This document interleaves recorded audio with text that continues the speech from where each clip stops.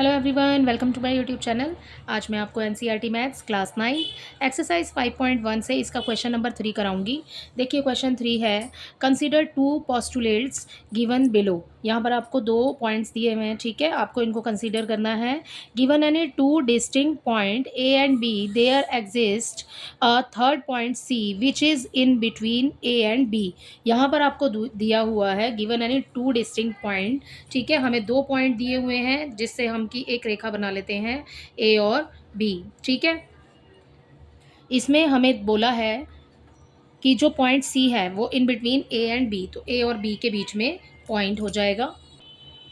तो यहाँ पर इसका मिड पॉइंट हो जाएगा सी, ठीक है। हमें टू गिवन पॉइंट है, ए एंड बी हमने बना लिया है और सी उसका हो गया मिड पॉइंट। तो ये हो गया इसका फर्स्ट पोस्टुलेट का फिगर जो हमने बना के इसको समझाया है, ठीक है। सेकंड देखिए, there exist at least three points that are not on the same line, ठीक है। सेम लाइन आपने बनानी है, जैसे कि हमने एक लाइन ड्रॉ कर ली यहाँ पर, ठीक है, ये लाइन बना ली हमने ए बी, ठीक है। उसके बाद में बोला है थ्री पॉइंट्स बोले हैं इसके अंदर हमें, लेकिन जो थर्ड वाला पॉइंट है not on the same line, ठीक है, ये ए बी बन गया और सेम लाइन पर नहीं है, तो आप कहीं भी बना सकते हैं उसको, ऊपर नीचे कहीं भी बना लीजिए। सी बना दिया जैसे कि हमने ऊपर, ठीक है। तो ये हो गया इसका फर्स्ट हो गया यहाँ पर, और ये हो गया इसका सेकंड, ठीक है।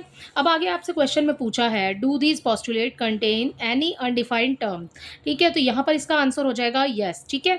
यहाँ डू काट करके आप यस लिखेंगे तो ये इसका पूरा अनडिफाइंड टर्म तक आंसर हो जाएगा, ठीक है। देखिए, yes yes there yes these postulates, yes these postulate contain undefined terms such as, इसमें कौन कौन सी अनडिफाइंड टर्म दी हुई है आपको, पॉइंट है एक और ये दी हुई है हमें लाइन, ठीक है।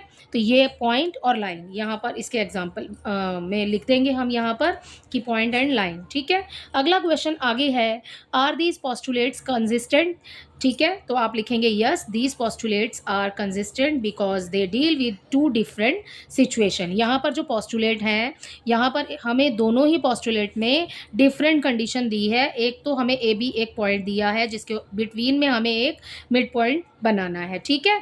और उसके बाद में हमें सेकंड कंडीशन दी है, हमें एक लाइन बनानी है, टू पॉइंट्स, ठीक है, हमें दिए हुए हैं, बट जो थर्ड पॉइंट है वो नॉट ऑन दी लाइन है, ठीक है।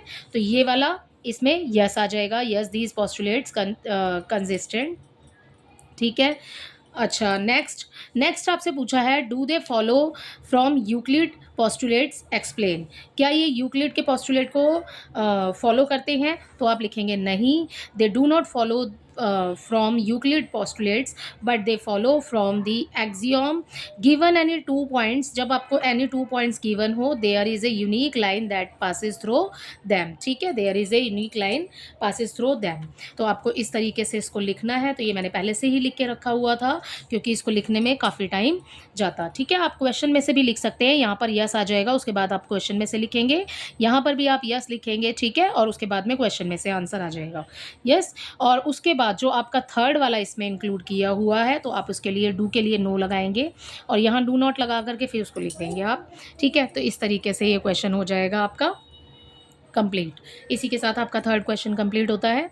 आई होप ये आपको अच्छे से समझ आया होगा। Thank you.